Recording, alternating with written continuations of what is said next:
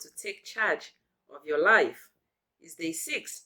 And we have seen that to master yourself, you must be able and willing to question events. Self-mastery requires you questioning events and being curious to look at situations from multiple perspectives. Yes, not just having a closed mind or just choosing one thing in isolation and working with it, because everything in life have different meaning depending on the meaning you choose to give to it, as in the case of a football player.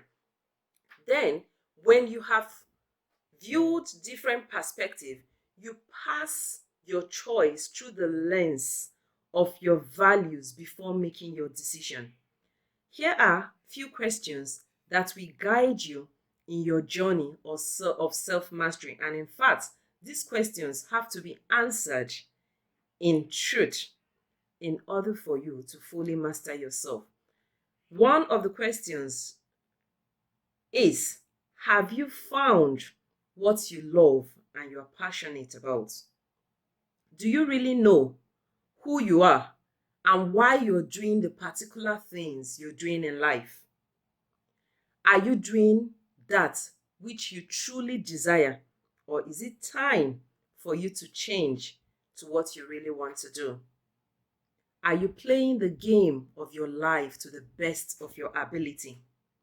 And lastly, are you being respectful or disrespectful to others who choose to play the game of their life in a different way?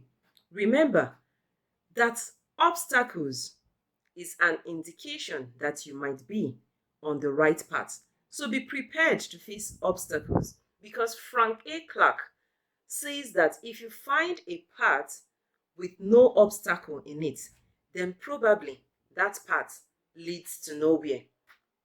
So I'll briefly explain to you why the path of self-mastery lies in your ability to control your mind. Everything you experience in life comes from your mind. Hence, it only makes sense to be a master of yourself and trust your mind. And so, if you are able to do this, then you have control over everything, because the whole magic of life happens in the mind. Your life can become heaven or hell through the thoughts you conceive, your ideas, and your beliefs that takes place in your mind. What aspect of your mind then do you need for your manifestation? To manifest results in your life, it is important to understand the 3 different powerful pillars of your mind that controls your mind and in turn controls your life. What are these pillars? You might be curious to know. The first is your thoughts. We've been on with thoughts. So your thought is one of the pillars of your mind, and thoughts are short-lived. Everyone experiences thoughts. In fact, lots of thoughts.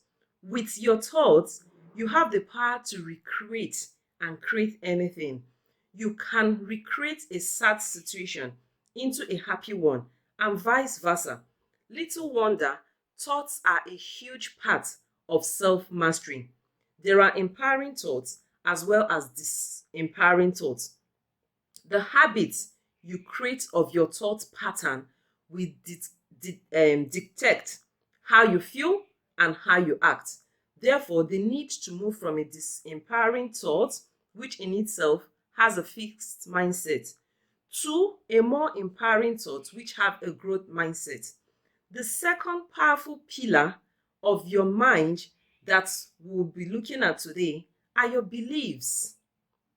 This is what dictates how you act in the world you live. And beliefs are so powerful. They have the ability to either limit or expand your worldview, depending on the belief you harbor or hold at a particular time. Your belief can be rigid and also can be open-minded. You can choose to believe in positivity no matter how bleak the situation before you may appear. This is being optimistic. You can also choose to be pessimistic. It's all up to you. The baseline here is that you are a function of your belief, and your belief defines your world. It is also possible for your belief for people to get interlocked with their belief. Yes, people get interlocked with the belief they embody. This in itself is the reason why human beings are very difficult to change. They become their belief, which determines the habitual action and the potential action they are likely to take in life. What belief you carry determines the action you take, and this is the power of belief. The third powerful pillar of your mind that is very interesting to look at too are your emotions. Emotions are neither good nor bad. They are simply feedbacks or messengers to the emotional response to either an external or internal circumstance that human beings experience. So suffice to say that emotions are data. Many problems arises when we begin to judge our emotions and even moralize them. Our emotions controls our feelings, therefore they determine our actions. Knowing this would help you know how to control your feelings, because it is when you control your feeling that you can control your actions. How do you control these feelings? Might be one question that is coming to your mind now. The key to controlling your feeling is changing your thoughts. Yes, changing the thoughts that go through your mind, the thoughts you conceive. When you change your thoughts, it helps you change the actions you engage in.